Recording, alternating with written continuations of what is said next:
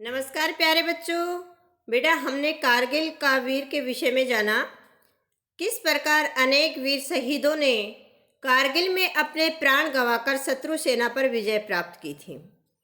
तो हमारा प्रश्न होता है, कारगिल दिवस कब मनाया जाता है? कारगिल दिवस प्रतिवर्ष 26 जुलाई को मनाया जाता है। पाठ के आधार पर हमने प्रश्न उत्तर किए। बेटा, आज हम पुस्तक में अभ्यास कार्य समझेंगे और साथ साथ पुस्तक में भरेंगे, ठीक है? और याद करने का कार्य जरूर करते रहें साथ साथ। नीचे लिखे अशुद्ध शब्दों को शुद्ध करके पुनः लिखिए। कारगिल, तो शुद्ध करके किस प्रकार लिखना है? इस प्रकार। कारगिल में यहाँ पर बड़ी की मात्रा लगाई हुई है, तो कारगिल में गी की मात्रा कौन सी आ जाएगी बेटा? छोटी की आ जाएगी, ठीक है? सर्वोच्च में ये पूरा चय जो दिया हुआ है ये आधा चय हो जाएगा। प्रदर्शन, ये रै हमारा जो पूरा दिया हुआ है ये क्या हो जाएगा? रै पदेन हो जाएगा। प्रदर्शन। भारतीय, दिए गए प्रश्नों के लिए उत्तर का सही विकल्प चुनिए। हमने इनमें से सही विकल्प पर निशान लगाना है। कारगिल दिवस कब मनाया जाता है? 20 जुलाई, 25 जुलाई, 26 जुलाई। तो कारगिल दिवस कब मनाया जाता है बेटा? 26 जुलाई। कारगिल दिवस 26 जुलाई को मनाया जाता है।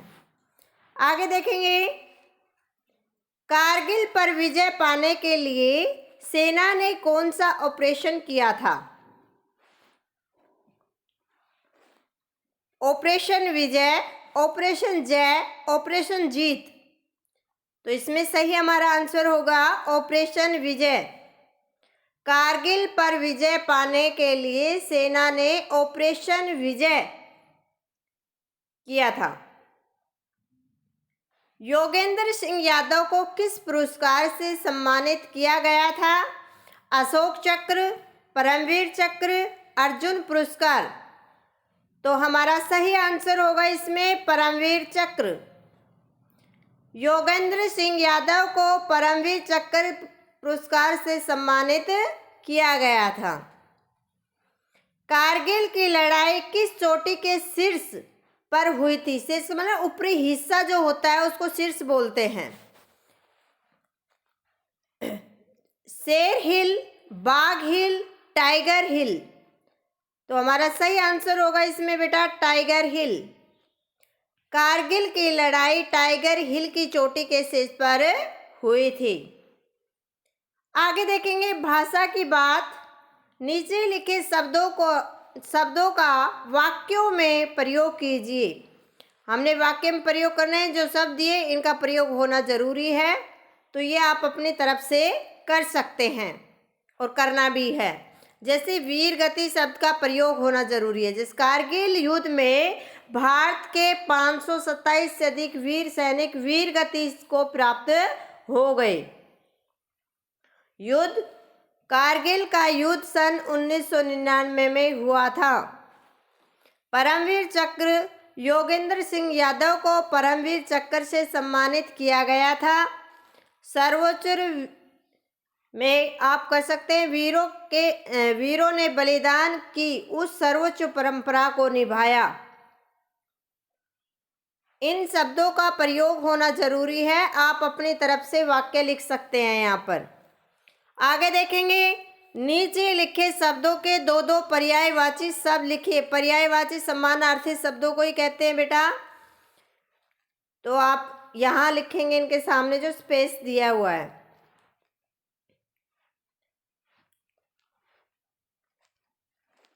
विजय, विजय का अर्थ क्या होता है? जीत।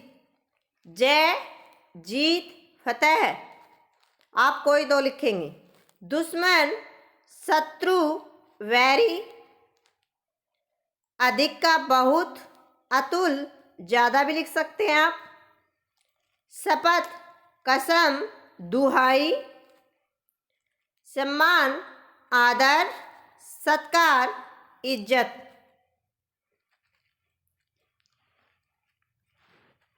आगे देखेंगे, नीचे दिए गए वाक्यांशों के लिए एक शब्द लिखिए। यहाँ बेटा वाक्यांश का अर्थ क्या होता है, जैसे हमने व्याकरण में किया था, अनेक शब्दों के लिए एक शब्द, याद है आपको? तो वो सब चीजें यहाँ पर है। जैसे भाषा को संक्षेप और प्रभावपूर्ण बनाने के लिए कभी कभी हम अनेक शब्दों के लिए एक शब्द का प्रयोग करते हैं। इसी प्रकार ये नीचे दिए हुए हैं, आप इन्हें पढ़ें और इनके लिखें। जैसे जो किसी पर आक्रमण करे तो उसे क्या कहेंगे? आक्रमणकारी। जीत प्राप्त करने वाला क्या होता है? विजेता। वह काम जो मृत्यु के बाद हो, मृत्यु उपरांत। सदा सत्य बोलने वाला, सत्यवादी।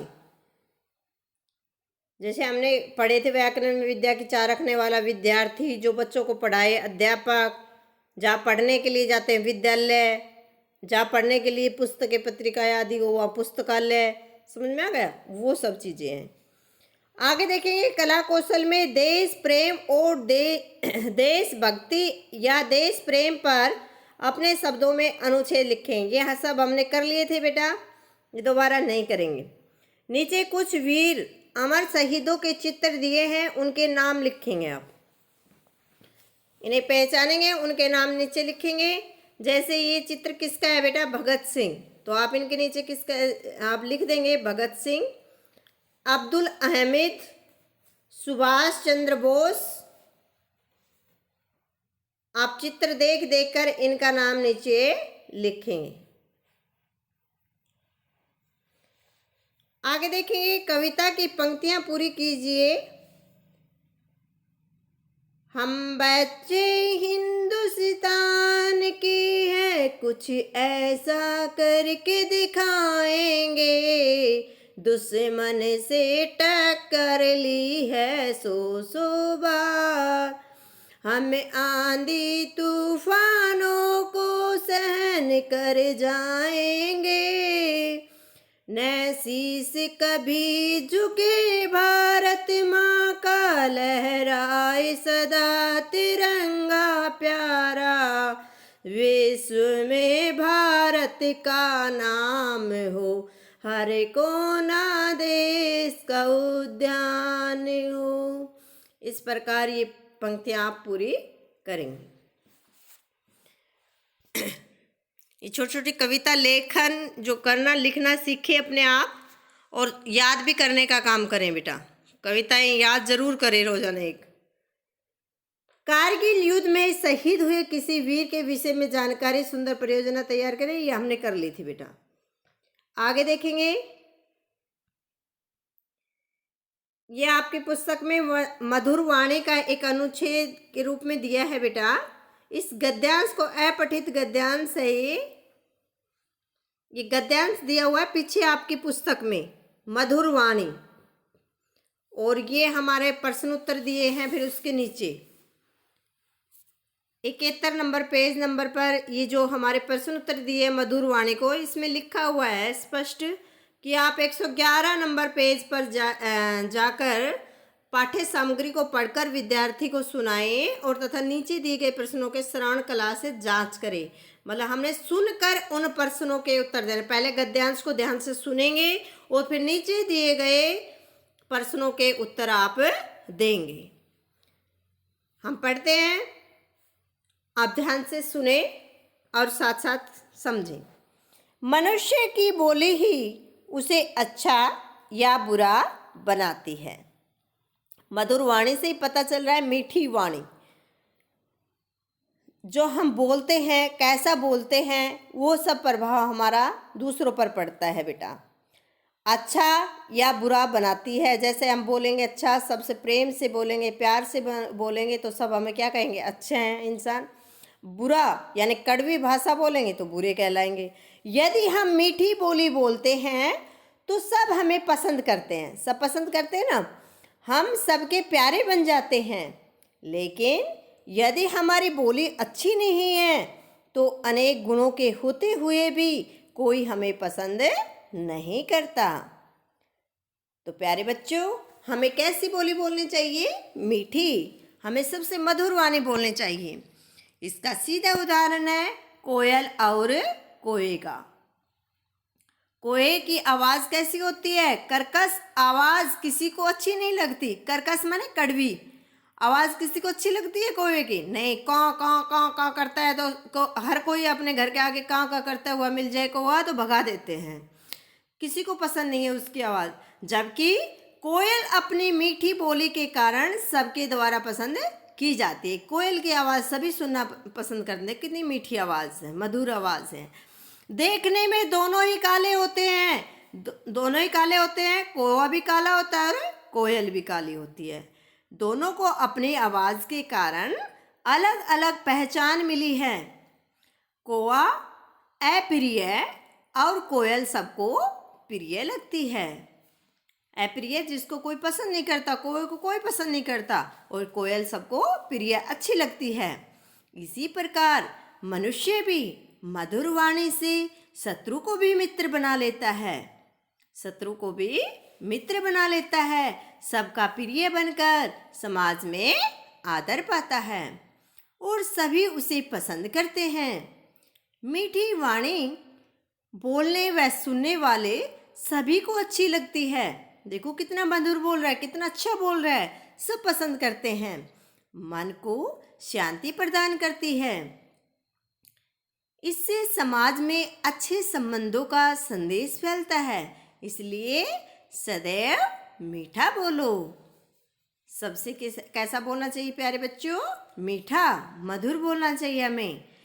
अब हमारे ये गद्यांश समझ में आ गया। अब नीचे दिए गए प्रश्नों के उत्तर करते हैं। प्रस्तुत लेख को सुनिए, सुना हमने, उसके आधार पर प्रश्नों के उत्तर दीजिए। अब हम इन प्रश्नों के उत्तर देंगे। लोग हमें किस कारण से पसंद करते हैं? लोग हमें मीठी बोली के कारण पसंद करते हैं। कोयल और कौवे में क्या समानता है? कोयल क्या समानता, बराबरी क्या है बेटा? दोनों काले होते हैं।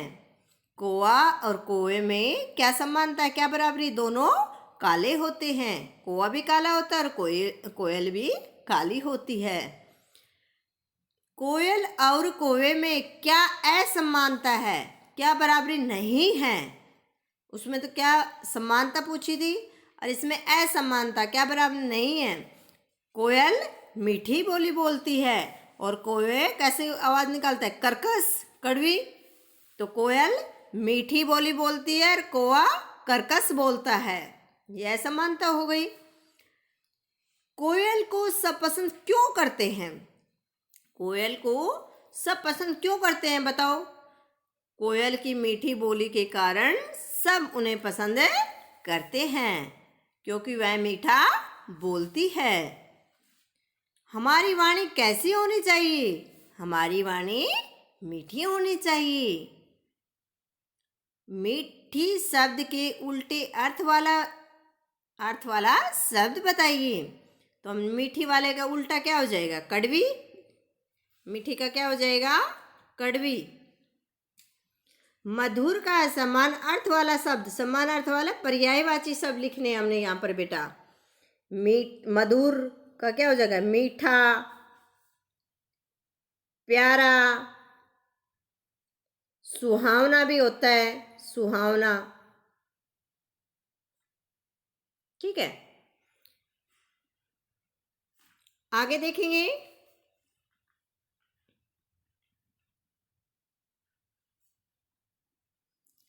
मित्र शब्द के से भाववाचक संज्ञा क्या बनेगी? मित्र की भाववाचक संज्ञा क्या बन जाएगी? मित्रता, मित्रता। आपने कोयल की आवाज़ कहाँ सुनी? आप लिखेंगे स्वयं। कहाँ सुनी? खेत पर, या आपके सड़क के किनारे, या आपके कुएं के ऊपर, जैसे आपके घर की मंडेरी पर, या गांव में सुनी, कहीं पर भी आपने जहाँ कोयल की आवाज़ को सुना है आप वो लिख दें। प्रिय शब्द में रै पदेन का प्रयोग हुआ है। रै पदेन वाले दो अन्य शब्द बताइए। रै पदेन आना चाहिए, जैसे प्रतिवर्ष, प्रतिवर्ष, प्रकाश,